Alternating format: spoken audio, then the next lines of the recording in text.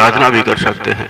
आप में पहले में और अब में ये अंतर होना चाहिए। जब भी आप किसी को पुकारते हैं तो वो पहले आपके ख्याल में आ जाना चाहिए, या आपका इष्ट हो, या कोई इंसान, या कोई साथी, या कोई संगी, या कोई सहारा, या गुरु।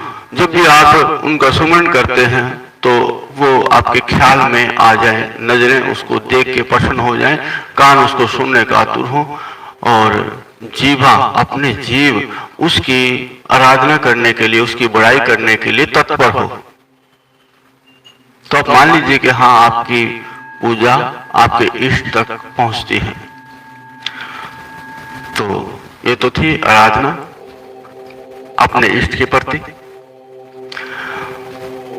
अब बड़ी चर्चा क्या है? मैं को हटाना, मेरा या मैं को हटाना कैसे हटा पाएंगे? जब आप अपने आप को कुछ मानते हैं तो आपके भीतर अहंकार जागता है।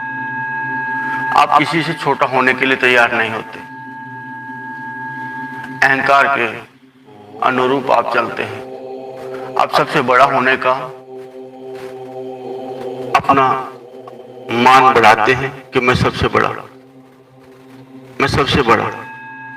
लेकिन बड़ा होना, अहंकार होना, मैं का होना, ये सब एक ही स्वरूप है। जब आप अपने आप को जानते हैं, मैं तेरा सेवक, मैं तेरा दास, चाहे आपका परिवार हो, चाहे आपके इष्ट हो, चाहे आपके भगवान हो, चाहे गुरु हो, लेकिन माँ बाप गुरु और भगवान से बड़े आप कभी भी नहीं बन सकते। माँ बाप गुरु और भगवान से जो बड़ा बना है वो अपने अहंकार में रावण की भांति अपने आप ही गर्त में गया है।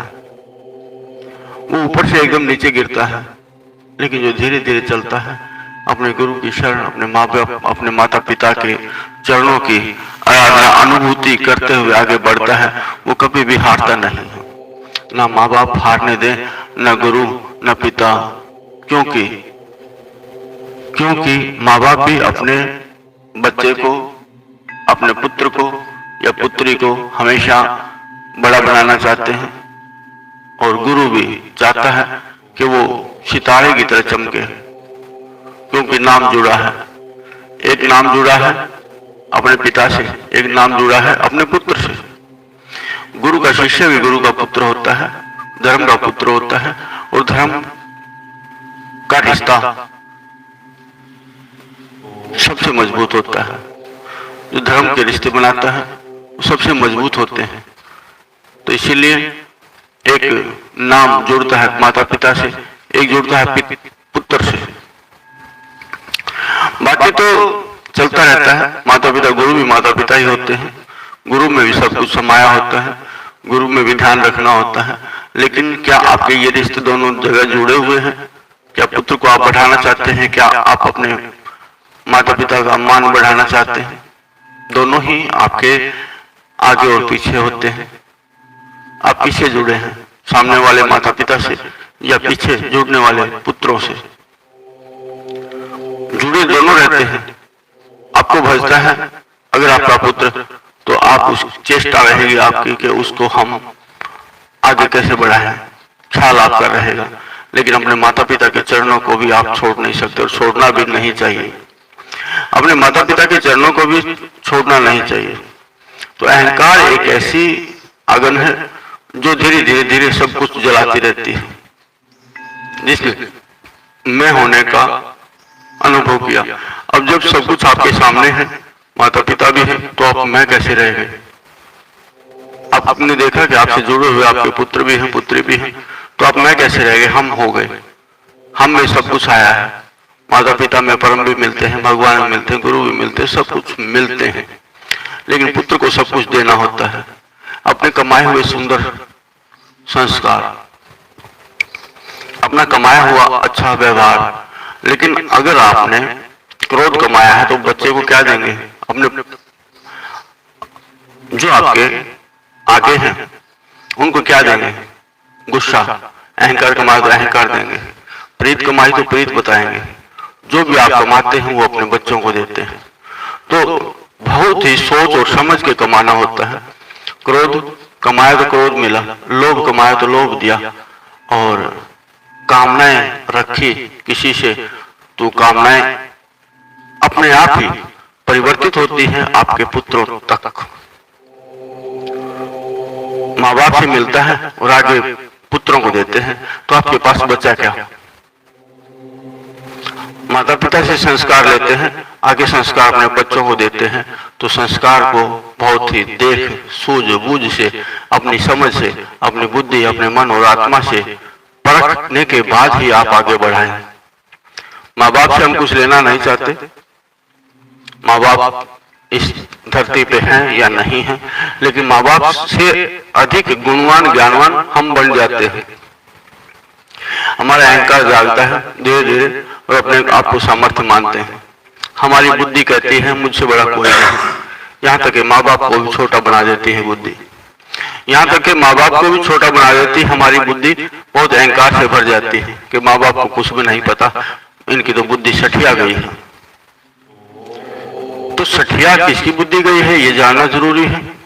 बुद्धि जब अहंकार में भरती है तो किसी को कुछ समझती नहीं, बस अपने विचारधारा को सामर्थ्य करने की उसकी कोशिश और तैयारी रहती है।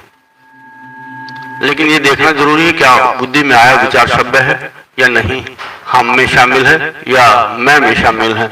मैं का किया हुआ कुछ समय तो आप रह सकते हैं टिके, लेकिन बहुत अधिक समय आप टिके नहीं रह सकते मैं के अहंकार के कारण, क्योंकि प्रकृति और परमात्मा हमेशा विपरीत करते हैं। जो अपने आप को छोटा बनाते हैं, छोटा मानते हैं, प्रकृति उसको बड़ा बनाती है। जो अपने आप को बड़ा मान लेता है, जान लेता है, प्रकृति उसको छोटा बनाने की तैयारी हमेशा करती रहती है। प्रकृति कभी किसी को ठहरने नहीं देती, न समय ठहरता है न इंसान ठहरता है, हमेशा परिवर्तन चलता ही रहता है प्रकृति का। तो हमारा लेकिन हमारी सोच विचारधारा बुद्धि का परिवर्तन कभी होता ही नहीं।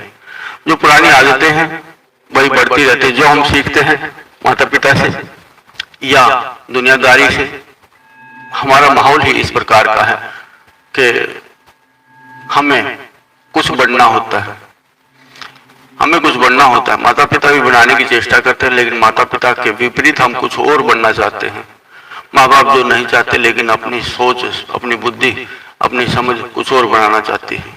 माँ बाप के अरमान होते हैं कि मैं अपने बच्चे की शादी करूं, लेकिन बच्चे कुछ ऐसे होते हैं कि वो अपनी मर्जी से ही चलते हैं। नहीं, उनको क्या पता मैं अपने जीवन साथी खुद खोजूं, खुद ढूंढूं, मैं जो ढूंढूंगा वो अच्छा रहेगा अपने अनुरूप। जबकि माँ बाप के जो एक्सपेरिमेंट है, एक्सपीरियंस है, जो भी तजुर्बे हैं, हम उनको बेकार मान लेते हैं कि उनको क्या तजुर्बा है, लेकिन माँ बाप का तजुर्बा हमेशा ही सुंदर होता है। माँ बाप अपने अंतरात्मा से खोजते हैं, लेकिन हम अपनी बुद्धि से जो अच्छा लगता है वही। लेकिन माँ बाप को पता होता है कि कौन भीतर तक अच्छा है, कौन भीतर तक अच्छा है। माँ बाप जानते हैं इस बात के बारे में, लेकिन माँ बाप भी खोजते हैं। जब जिस माँ बाप के भीतर परम का वास होता है, अपने माँ बाप का वास होता है, पीढ़ी दर पीढ़ी चलता रहता है। हम अपने माँ बाप को भजे, हमारे माँ बाप अपने माँ बाप को भजे, वो अपने माँ बाप को भजे, तो इस प्रकार पूरा कुल सदा हुआ होता है। लेकिन आप नहीं सजते तो वहीं से आपकी रूपरेखा, मार्ग बदल जाते हैं। इसीलिए अहंकार का हटाना जरूरी है। अहंकार के विपरीत चलना जरूरी है। आपको अपने जीवन को किस प्रकार अच्छा बनाना है, सभ्य बनाना है, सुंदर बनाना है, लेकिन ये सोच और समझ के मैं रहित होके, हम होके आप बना सकते हैं। रात कभी सदा के लिए नहीं रहती, दिन भी सदा के लिए नहीं रहता, समय बदलता जरूर है अवश्य, लेकिन हम अपने विचारों को, अपनी सोच को, अपनी आदत को नहीं बदलना चाहते। अगर हम अपनी आदत, अपनी सोच को भी परिवर्तन कर दें तो समय भी अच्छा होगा, सुंदर होगा, बहुत ही बढ़िया होगा। लेकिन हम जैसी पुरानी आदतों के संग ही जीते रहते हैं, उन्हीं को सामर्थ्य करना चाहते हैं, उन्हीं को याद रखते हैं, लेकिन नए अनुभवों पे हम जाते नहीं कभी भी। और नए अनुभव पे नहीं जाएंगे तो नयापन नहीं होगा हमारे भीतर। अगर हम बुझे बुझे हैं। अगर हारे हारे हैं तो हम जीत नहीं सकते। जीत के लिए कुछ और परिवर्तन करना होगा। अपने भीतरी हौसला, उमंग, आनंद अपने भीतर भरना होगा। वो आस जगानी होगी। मैं कर सकता हूँ, हम कर सकते हैं। मैं करूं या हम करें, मैं के साथ मैं अकेला हूं और हम के साथ हमारे आगे वाले भी और पीछे वाले भी, माता पिता भी, गुरु भी, भगवान भी, और आने वाले जो जनरेशन है, जो बच्चे हमारे, वो भी हमारे साथ हैं। लेना उनसे, देना उनको, लेना उनसे, देना उनको। आपका क्या गया? लेकिन आपका कर्तव्य है कि कुछ और सुंदर बना के, जो हम आपके माँ बाप ने नहीं कमाया, जो और सुंदर करके उनकी आत्मा का ज्ञान, आत्मा से आत्मा का ज्ञान हम अपने आगे बच्चों को दे पाए। किस प्रकार आत्मा जागे, गीता के प्रति हमारा मान नहीं, भगवत गीता, लेकिन एक प्रकार से परम का ही अवतार है। जो भगवान ने गीता में जो ज्ञान दिया है वो सत्य है, लेकिन हमारा उसके प्रति भाव नहीं है। देखें, समझें, जानें और अपने जीवन में समाहित करें। गीता का ज्ञान क्या है? गीता का ज्ञान बड़ा सुंदर है। अहंकार को खत्म करना है। ये भी जानना जरूरी है कि आत्मा कभी मरती नहीं। जब आप आत्मा तक ना पहुंचे, जब तक आप आत्मा तक ना पहुंचे, तब तक आप मर सकते हैं। तब तक आप मरने का डर और भय रहता है। लेकिन जब आत्मा को सही से जान लेते हैं कि आत्मा तो अमर है, आत्मा अजर है, आत्मा कभी मरती नहीं।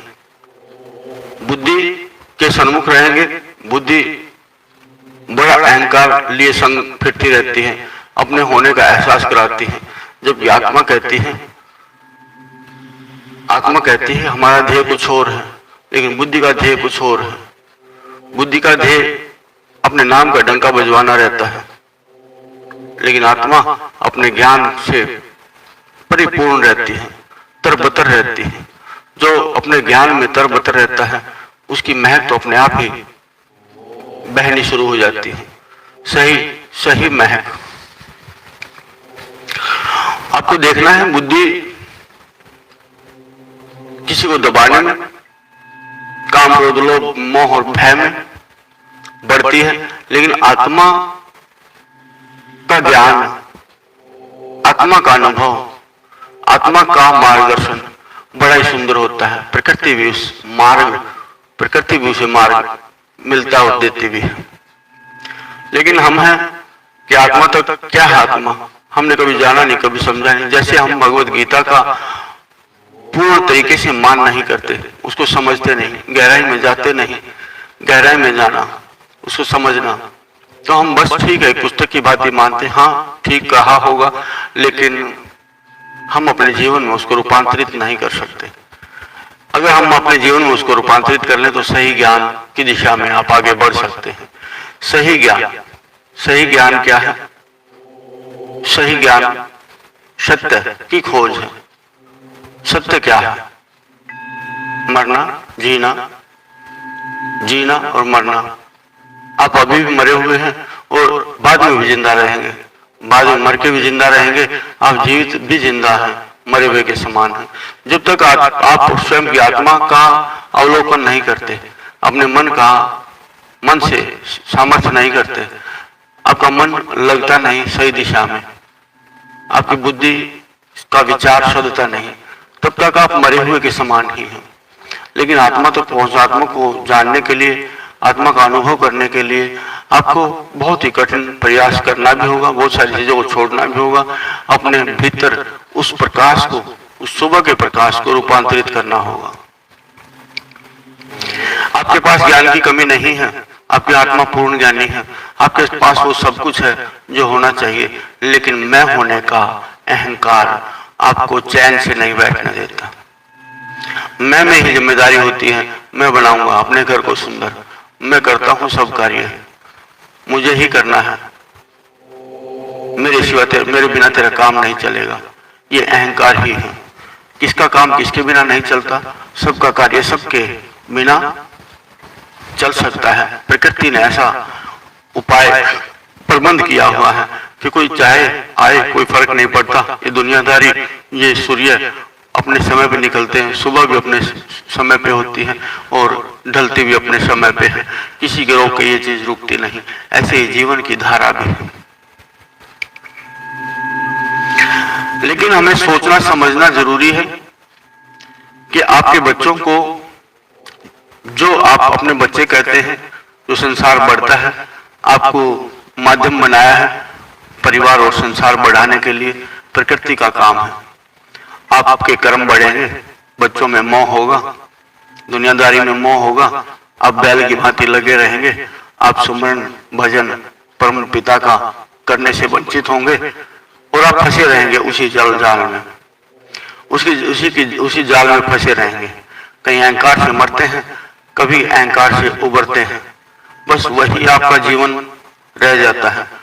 लेकिन उसके विपरीत कुछ चाहना, कुछ सोचना, ये सब एक प्रेम, एक भक्ति से परिपूर्ण होता है। जब तक परमपिता ना चाहेगा, आप उनके सन्मुख नहीं हो सकते। जब तक आपके भीतर प्रेम नहीं जागेगा, परमपिता के भीतर भी आपके लिए प्रेम नहीं जागेगा। जब आप संपूर्ण समर्पण कर देते हैं, तेरे सिवा कोई नहीं मेरा। लोग बाग क्या करते हैं, अपने बच्चों पे सब कुछ लुटा देते हैं और बच्चे फिर उनको परेशान करते हैं। बच्चों के मन में अपने माता पिता के प्रति भाव खत्म हो जाता है। फिर उनको समझ आती है कि मैंने गलत किया, अथाह विश्वास करके। लेकिन यही विश्वास अगर मैं अपने परम, अपने गुरु, अपने माता पिता पे करता तो मैं आज दुखी नहीं होता। दुखी होने के लिए कौन उत्तरदायी है? हम ही उत्तरदायी हैं। अगर समय पे आप समझ जाते, समय पे आप जाग जाते, तो आप अपने कर्तव्य, अपने कार्य, अपनी पूजा, अपनी भक्ति, अपनी संगति को ठीक कर सकते थे। लेकिन ना समय पे जागे, ना समय पे कोई कर्म किया, समय पे कोई कर्म भी नहीं किया। लेकिन अपने अहंकार में भरे भरे ना झुके किसी के सामने, न अपने माहौल का, अपने स्वभाव का परिवर्तन किया। लेकिन परिवर्तन करने के लिए आपको बहुत मेहनत करने की आवश्यकता नहीं होती। आपके माता पिता, आपके गुरु, आपके परम, उनका सानिध्य, उनकी संगति, उस सत्य की शरण में आपको जाना होता है। जो आप हैं वो परम पिता की तरफ ही जाते हैं। जो अपने परमपिता की तरफ ही बढ़ते हैं, वो हमेशा सही मार्ग ही खोजते हैं, सही मार्ग ही उनको मिलता है। आप किस दिशा में हैं, आप स्वयं को नहीं पता। आपका कर्तव्य क्या है? सुबह उठना, भोजन करना, अपने काम पे जाना, आके फिर सो जाना भोजन करके, और फिर सुबह का इंतजार करना। सुबह होते ही फिर वही नित्य कर्म। लेकिन उस कर्म में आप स्वयं को या परम को भजने से वंचित रह गए। लेकिन जो जरूरी था वही काम छूट गया है। जब आप सांसें, इस दुनिया में इस जन्म की सांसें थोड़ी रह जाती हैं, तब आप सोचते हैं कि जो मैंने किया वो बेकार की चीज थी। फिर आकलन करते हैं। उस समय आप करने के लिए कुछ बचेगा नहीं। अगले जन्म में फिर ऐसे ही बेसुधी और बेहोश के कारण आप अपना कर्म करते हैं। लेकिन फिर भी आप उन लाभ से वंचित रह जाते हैं। लेकिन आज आपने नहीं शुरुआत की तो आप कल भी नहीं कर सकते। अगर आज आपने शुरुआत नहीं की तो कल भी नहीं कर सकते। अगर आपने आज किसी भी चीज की शुरुआत कर दी, झुकने की,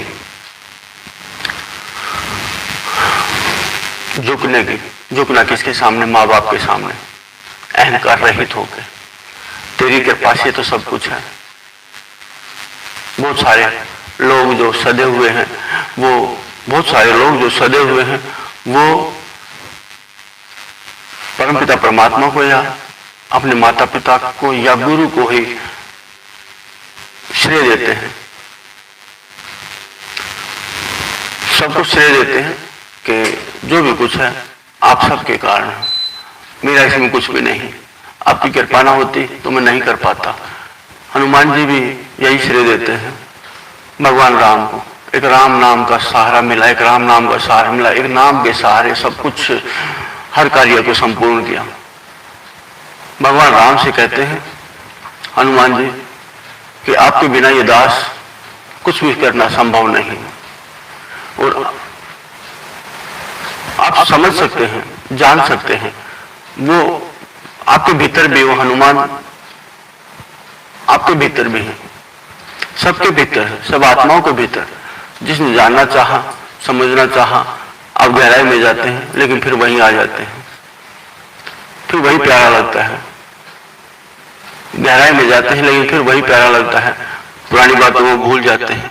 आप किसी सत्संग से जुड़े, आप निरंतर रोज गुरु या सत्य का संग किया तो आपके ध्यान में रहा।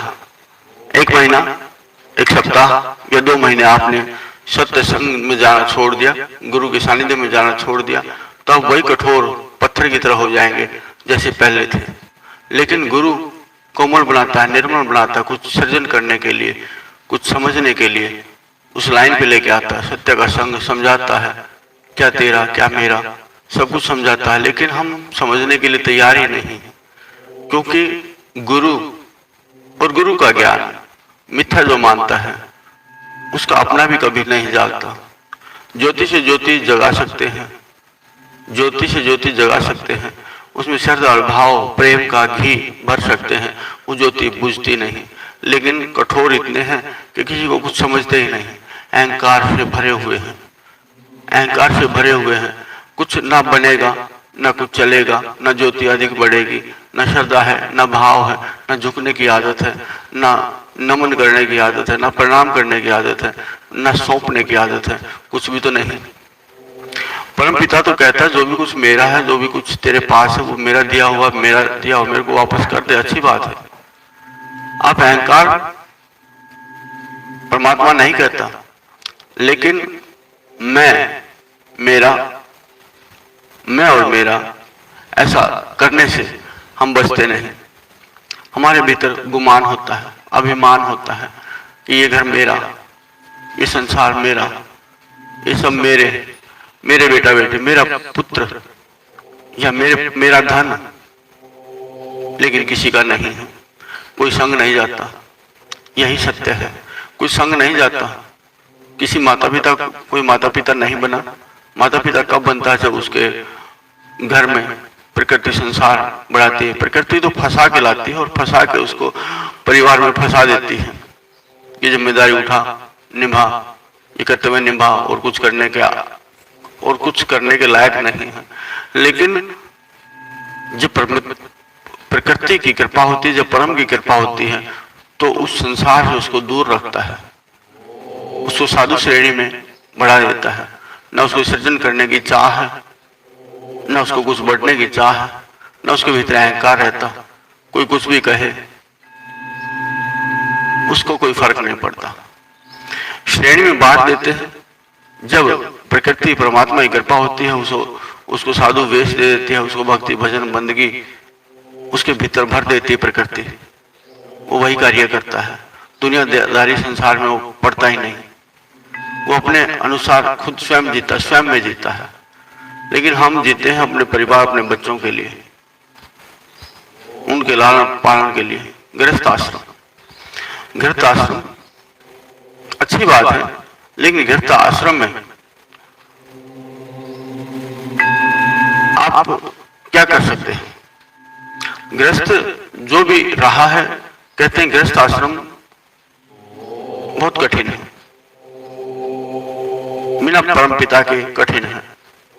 जिसने अपने भीतर अपने परम पिता को खोज लिया, जान लिया, परम पिता, गुरु, परम पिता और स्वयं परम पिता या गुरु, उनके हर चीज को, हर रिश्ते को, हर कर्म को निभाते हैं, संग होते हैं। फिर मैं नहीं रहता, फिर हम हो जाते हैं। बिना परमपिता के आप अपने गृहस्थ जीवन को आगे नहीं बढ़ा सकते। प्रकृति ने तो कर दिया, लेकिन हम फिर भी मोह माया में फंसे रहते हैं। पिता कुछ ना खाएगा, लेकिन अपने परिवार के लिए, अपने बच्चों के लिए सब कुछ लेके आएगा। लेकिन बच्चे उसको फिर भी वो मान नहीं देते, वो सम्मान नहीं देते। तो ये क्या है? बेकार की चीज, माया, मोह माया, मोह माया में फंसे हुए हैं। लेकिन और किसी को नहीं देगा, और किसी को दुदकारेगा, लेकिन अपने बच्चों को दुलारेगा, दुलार के उनकी पीठ थपथपाएगा और कहेगा कुछ बन जा। बना हुआ तो पहले से है, लेकिन बनाना है तो उसको शरण देनी होगी, ज्ञान की ध्यान की उसको बताना होगा, तो सर्वश्रेष्ठ है। परमात्मा की शरण लेना तेरा कर्तव्य है। परमात्मा से जो मिलेगा वही अद्भुत है, लेकिन परमात्मा की तरफ तो हम जाते ही नहीं। परमपिता आश्रम में, गृहस्थ आश्रम ही हमारे लिए सब कुछ है। संत आश्रम या सत्य का संग या गुरु का संग लेने से हम वंचित रहते हैं। ले भी लेते हैं सत्य का संग, ले भी लेते हैं तो भी अपनी बुद्धि, अपने मन तक ही सीमित रहते हैं, आत्मा तक नहीं पहुंच पाते। जो आत्मा तक नहीं पहुंच पाता, जो आत्मा तक नहीं पहुंच पाता, वो भटकता ही रहता है, दुनियादारी में भटकता ही रहता है, उसको ख्याल ही नहीं रहता। लेकिन प्रकृति ख्याल दिलाती है, तेरा कर्म ये नहीं, तेरा कर्म है भक्ति करना, तेरा कर्म है प्रेम करना। जो प्रेम करता है, जो चाहता है, वो परम की शरण भी पाता है। प्रकृति की मर्जी होती है, प्रकृति की कृपा भी होती है, परम का इशारा भी होता है कि ये मेरा है, इसको मुझ तक पहुंचाने का समागम बना। प्रकृति वैसा ही करती है, प्रकृति परमात्मा तक पहुंचने का उसका मार्ग उपस्थित करती है। आपको कहां पहुंचना है, आपको क्या जानना है, आपको क्या समझना है, हर साधन आपके पास है। जो आप जानना चाहते हैं, जो आप समझना चाहते हैं, जो आप जानना चाहते हैं, जो आप समझना चाहते हैं, हर साधन आपके पास है। और उन साधनों का इस्तेमाल करके अपने परम तक की यात्रा पूरी करें। पूरी करने के लिए स्वयं की साधना जरूरी है, इंद्रियों की साधना जरूरी है। आप देखते होंगे जब सुंदर पकवान आपको नजर आ जाते हैं तो आपकी मुंह में पानी आ जाता है, आपकी जीभ उत्सुक होती है उसका स्वाद लेने के लिए। कोई भी निंदा चुगली करता है, आपके कान खड़े हो जाते हैं कि मेरी बड़ाई करे और दूसरों की निंदा करे। हमेशा यही आदत होती है, आपके कान भी खड़े हो जाते हैं देखने के लिए। आप जो आपके प्यारे हैं दुनियादारी में, आपके पुत्र हो, पुत्री हो या आपके मित्रगण हो, उनको देखने के लिए लालायित रहते हैं। लेकिन संत आत्माओं से दूर हटते हैं। आएगा कुछ न कुछ मांगेगा, क्या मांगेगा? ना तो मांगने वाले बचे, ना देने वाले बचे। मांगने वाला अगर सच्चा है तो दोष मांगेगा, और आप उसको दोष दे भी सकते हो, दोष हटाने में सक्षम भी हो और समर्थ भी है। मुझमें जो दोष है वो बताएगा, लेकिन हम उसको पूरा करते नहीं, सामने वाले को झूठा मानते हैं। वो दोष, जिसने दोष बता दिया वो गुरु तुल्य है, लेकिन हम अपना दोष दूर नहीं करते, समझते नहीं, हम स्वार्थी होते हैं। साधु संत हमारा कुछ ले जाएगा। ऐसे ही इंद्रियां, सारी इंद्रियां, कोई अच्छा शरीर दिखा उसके पीछे फिरने लगे, बस वही ख्यालों में दिन और रात में वही चमचमाता रहता है। कोई भयभीत करने वाला, कोई गलत है, रातों में सपनों में वही घूमता रहेगा। एक औरत के प्रति कोई आदमी अगर अच्छा दिखा तो उसके लिए रातों को निंद्रा में, सपन में उसके पीछे फिरते हैं। तो इंद्रियों का काम ही भटकना है, एकदम ललायित होना है, एकदम रास्ता बदल देना है। लेकिन जब तक ये इंद्रियां स्वाद का छोड़ देंगी, स्वाद पाना छोड़ देंगे, ये इंद्रियां स्वाद पाना छोड़ देंगे, बुद्धि अपना अहंकार छोड़ देगी, बुद्धि भटकना छोड़ देगी। बुद्धि गुण गाए हरि के, गुण गाए प्रभु के, गुण गाए आत्मा के, तब बुद्धि सधती है। और मन आत्मा के अनुरूप करे काम, तब मन सधता है, तब मन सधता है। बुद्धि मन को कहती है सामर्थ्य कर, मन उसी चीज को सामर्थ्य करता है। बुद्धि में विचार आया कि मुझे अच्छा स्वाद चाहिए, मन उस स्वाद के चक्कर में फिरता है, जब तक वो स्वाद ना मिले तब तक भटकता ही रहता है। लेकिन यही मन अगर परम की खोज में लग जाए, परम को चाहने में, परम को पाने में लग जाए, तो वो भी समर्थ हो ही जाएगा। तो अपने अहम को मिटाना आपका ही कार्य है। आप अपने आप को बड़ा समझते हैं, बहुत बड़ा समझते हैं, ये आपके अहम का कारण है। आप अभिमानी हैं बहुत पैसा देखने के लिए। कोई आप हारते हैं तो आपका स्वाभिमान, आपका अभिमान डगमग होता है। आपको जब चोट पहुंचती है, अभिमान पे चोट लगती है, तो आप बिलबिलाते हैं, ये क्या हुआ, ये गलत हुआ, ये क्या हुआ, ये गलत हुआ। लेकिन अपने कर्मों को नहीं देखते, अपने फूले हुए गुब्बारे को नहीं देखते कि मैं अहंकार में फूला हुआ हूं, जबकि है कुछ भी नहीं। उस बेकार की हवा को निकाल दीजिए, अपने आप को तुच्छ समझिए, अपने आप को हीन समझिए। जब आप अपने आप को हीन मान लेते हैं, अहंकार फुर हो जाता है। लेकिन जब अपने आप को सब कुछ मानते हैं, हीन से अपने आप को उठा के ऊपर ले जाते हैं, तो अहंकार में भरे रहते हैं। लेकिन दीन और हीन परमात्मा को वही प्यारे हैं जो असल है, जो सच्चे हैं, जिनमें कोई लाग लपेट नहीं होती, जिनकी इच्छा भटकती नहीं, जिनकी इंद्रियां भटकती नहीं, जिनका मन, जिनकी बुद्धि गलत विचार नहीं करती। परमात्मा उसी को खोजता है, और जिसके भीतर ये होता है, परमात्मा उसी के भीतर समाया जाता है। गुरु का संग भी जरूरी है, लेकिन स्वयं के भीतर का परिवर्तन करना जरूरी है। अपना अहम, दुनियादारी, घर परिवार, संसार, जो आपके माध्यम से जिसने जन्म लिया है, आप ये ना समझें कि मेरे हैं। बस आपकी तो जिम्मेदारी है कि वो संस्कार देने की, मार्ग देने की, क्योंकि आप सभ्य माता पिता हैं। सभ्य माता पिता है, देने की आदि है, देने की आदत रहेगी हमेशा, लेकिन सही गलत नहीं। बहुत सारे माँ बाप अपने बच्चों को दुनियादारी पर राज करना सिखाते हैं, बुराई के साथ। माता पिता बुराई देते हैं, उनको संस्कार देते बुराई के, वो अपने गलत संगत में जाके और दुनियादारी को डराते रहते हैं, लेकिन उनका अंत, उनकी गति बड़ी बुरी होती है। लेकिन अंत में वो कुछ नहीं पाते,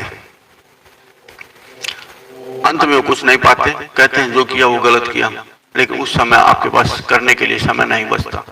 लेकिन आज समझें, आप अपने आप को गीता का ज्ञान पढ़ें, गीता का ज्ञान समझें, गीता का ज्ञान समझें। आप जितनी करें तपस्या किसके लिए? माता पिता, गुरु या भगवान के लिए। किसके लिए जिएंगे? माता पिता, गुरु या भगवान के लिए जिए तो बेहतर है। लेकिन साथ निभाना, जो आपका चाहेगा साथ, उसका साथ भी देना, ये भी जरूरी है, ये भी जरूरी है। अपने भीतर भाव भरें, ऐसा भाव कि परम सामर्थ्य हो जाए। अब जब भी आप अपने गुरु का स्मरण करते हैं, तो आपके गुरु आपके अगर सामने नहीं है, अगर आपके ख्याल में नहीं है, आपकी सोच और समझ में नहीं है, तो उस गुरु का नाम सुमरने का लाभ नहीं होता। खाली जीवा से नाम पुकारना ठीक नहीं। चाहत भी जरूरी, प्रेम भी जरूरी, ख्याल भी जरूरी है। जब तक वो सामर्थ्य नहीं होगा आपके भीतर, आप उसके जैसे नहीं होंगे, वो आपके जैसे नहीं होंगे, वो सूक्ष्म शरीर में नहीं होंगे, आप भी सूक्ष्म शरीर में नहीं होंगे, तब तक लाभ नहीं होगा। तो अपने लाभ के लिए आप अपने अहम को, मैं होने का भाव मिटा दें। आपके संग, आपके पास, आपके भीतर वो सभ्यता है, जो सभ्य है, सब कुछ वही है। लेकिन सभ्य को हम नहीं देखते, असभ्य के साथ हम चलते हैं, क्योंकि झूठी बातें सबको अच्छी लगती हैं, कागज के फूल सब अच्छे लगते हैं, लेकिन असली वाले फूलों की तरफ आप कभी बढ़े ही नहीं। असली वाले फूल आपके भीतर ही हैं। असली वाले जो ज्ञान के मोती हैं, शब्दों के मोती हैं, वो आपके भीतर ही हैं। कवि वो नहीं। कवि कौन होते हैं? ग्रंथ लिखने वाले भी कवि होते हैं, अपना अनुभव लिखने वाले भी कवि होते हैं। लेकिन जो बाहर के कवि हैं वो बस भौतिकता में ही छाए रहते हैं। लेकिन जो अध्यात्म में छाए रहते हैं, जो कवि, जो साधु संत हैं, जो महात्मा हैं, जो गुरु तुल्य हैं, वो मोती लिखते भी और समझते भी हैं, आपके लिए ज्ञान भी देते हैं। जो कि आपके ज्ञान के साथ गवाही देता, हाँ मुझे भी ऐसा ही अनुभव होता है, ऐसा ही करना चाहिए। आप उनको पढ़ें, देखें, पढ़ना चाहिए नहीं नहीं पढ़ना चाहिए, ना भी पढ़े तो कोई बात नहीं, अपनी आत्मा को पढ़ लें तो पूर्ण ज्ञान होगा। आपकी आत्मा को समझे, जहां से आत्मा रोकती है वहां रुक जाए, जहां आत्मा बढ़ाती है वहां बढ़ जाए। लेकिन हम तो अपने बुद्धि के अधीन, अपने मन के अधीन है, जहां बुद्धि और मन कहे वहां ही चलते हैं, लेकिन आत्मा तक नहीं पहुंचते। आत्मा तक पहुंचने का रास्ता आप कोशिश तो करिए, सब कुछ अच्छा होगा। आत्मा तक पहुंचने का रास्ता आपको मिल ही जाएगा।